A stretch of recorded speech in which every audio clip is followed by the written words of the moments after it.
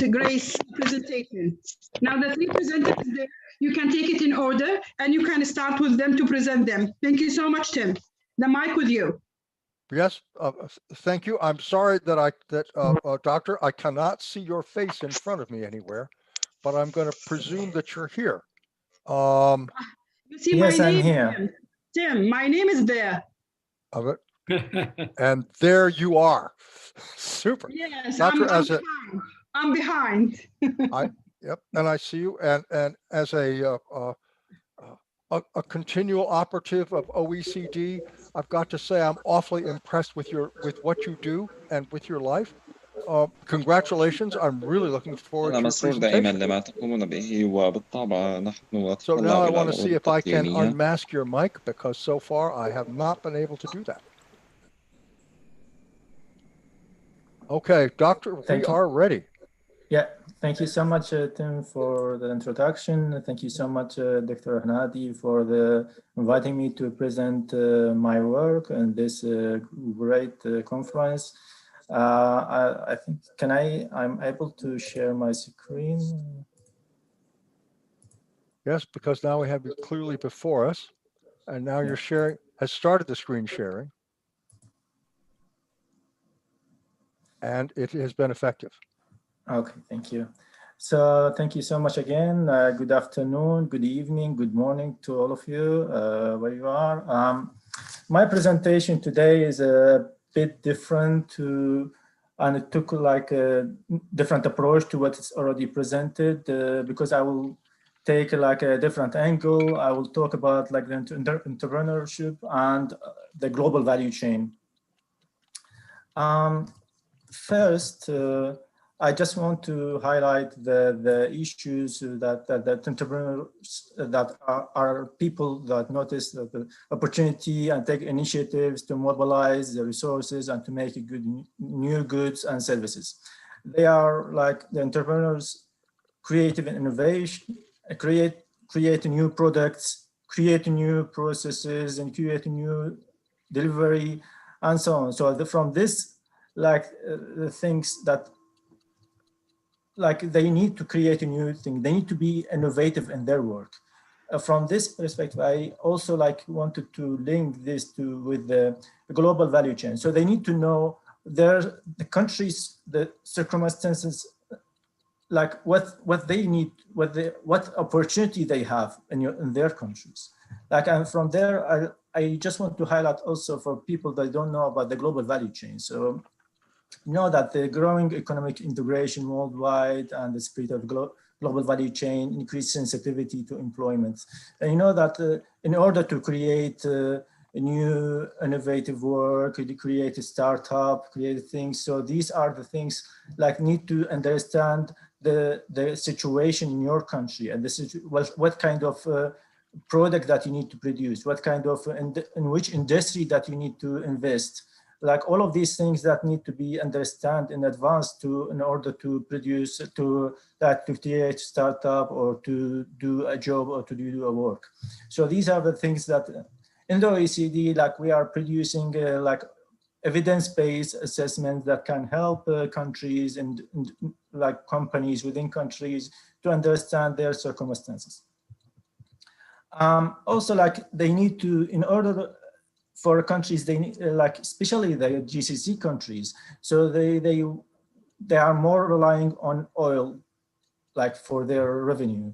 So they need to diversify their economy. So what kind of like industry they need to diversify? Like what their capabilities? You know that some countries they think that they have a capability and they work with such a country, and then they like end up with a bankruptcy in that industry. So they like for entrepreneurs, they need also to know what kind of like products they need to produce, what kind of like the industry they need to invest in.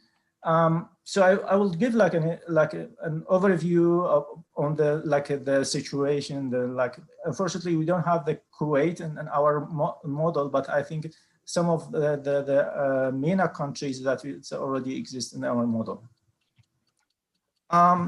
Also, like this is like the smile cave. I think most of you know about it. Like they need to know like in which like area they wanted to work on. They wanted to work on the R&D, the first steps of the production, the R&D design of the product, or the manufacturing product, or the last step, the distribution product. And in each step, there are different value added and different revenue they can get, entrepreneurs that they can get. So these are, they need to understand it in advance, before starting to do their job or to invest on some products. And I just wanted to give an example of what the situation in a country. Imagine that we have 3 countries, country A, country B, country C. So then country A exporting products to country B and worth 100. Country B investing in this product, country A exporting intermediate product to country B. Country B use this product to produce another product and it's exporting to country C with 150 amount. So there are value added generated in country A from the export to country B worth 100. And there is a value added generated from country B to country C. So these are the things that in this example, you can see that there are from country B exporting products to country C worth 150, of which there are 33% domestic value added and 67% is foreign value added originated from A to B. These are the things that we need to understand in advance. So the things that are we don't need to work we need to think about innovative approach. We need to go away from traditional statistics that's already there. We need to think about this. So even when we will think about trade and export, what kind of the products that we need to invest in, or what kind of we need to innovate in that products. We need not only to think about the domestic market, but also to the foreign market. But even the foreign market, when you look at the products, the export and the trade partner, sometimes these are misleading. So you need also to have innovative in your statistics as well. So these are the things that I think it's important to know in advance in order to invest in any industry. Here an example of what kind of output that you can get. Here we discuss the domestic value added that you generate from the industries, and the direct and indirect. Direct means that the direct value added generated from the exports, and indirect that that from the upstream industries. That in order to export food products, that you need to get an agricultural product from the domestic market, and this you purchase an agricultural product from the domestic market, and then you manufacture it and you export it. So there is from your export to other countries, you also generate not only direct value added, but also direct revenue, direct money, but also indirect money that you generate from from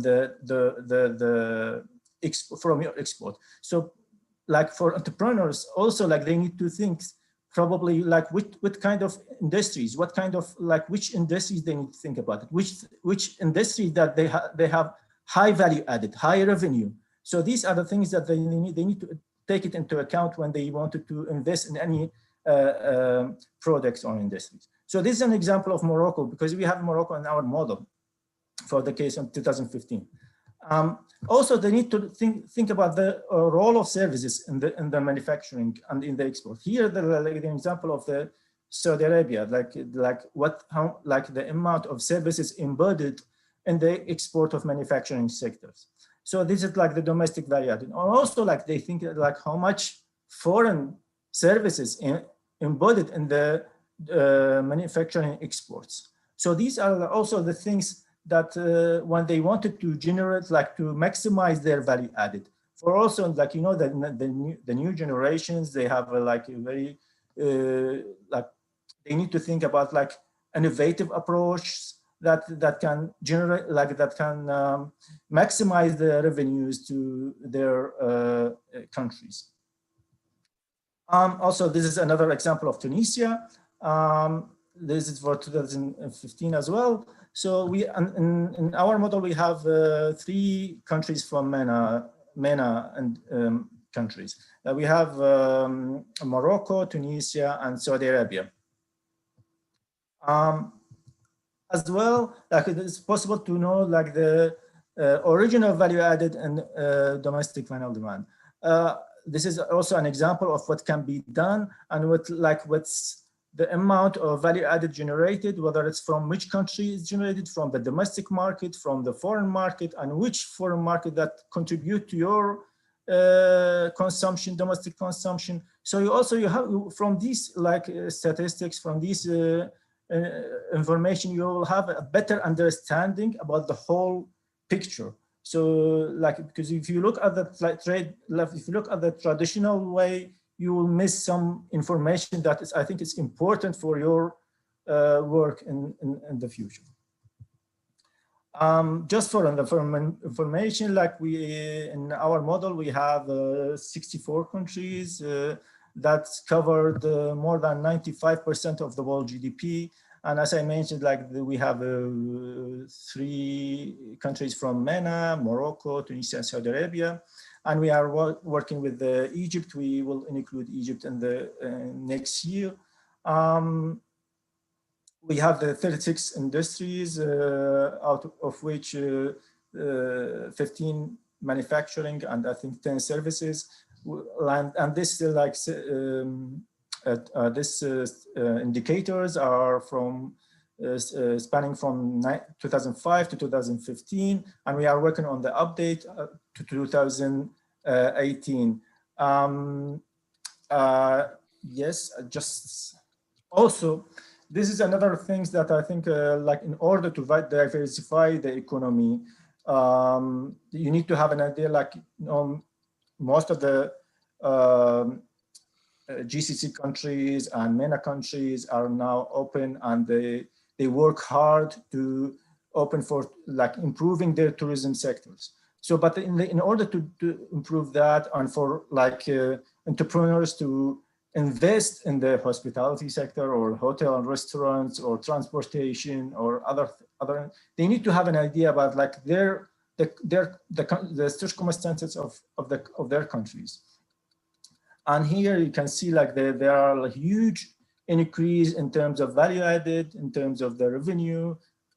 In some countries, like Kuwait, still like comparing to other Arab countries, still very small, very tiny, the contribution of value added to the export, because like it's mainly like oil oriented export.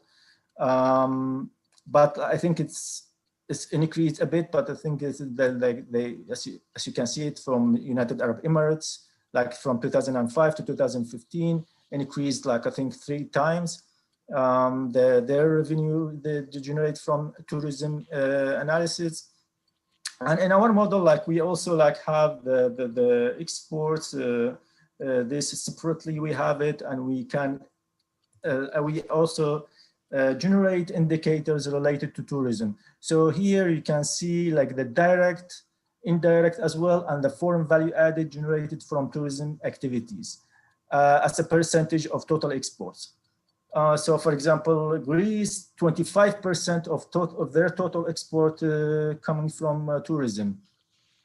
And you know that here that as I said, like there is a direct domestic value added that generated for exactly like when you go to countries and you spend money. So this is like direct contribution, like when you go to hotels, you spend some money, like this direct contribution. But when you eat some, like when you eat the lunch and this, like there is an indirect value added generated from your consumption, because like they know that the hotel and restaurant company that purchase products from the farmers, agricultural products from farmers, so those farmers, they generate money as from your consumption.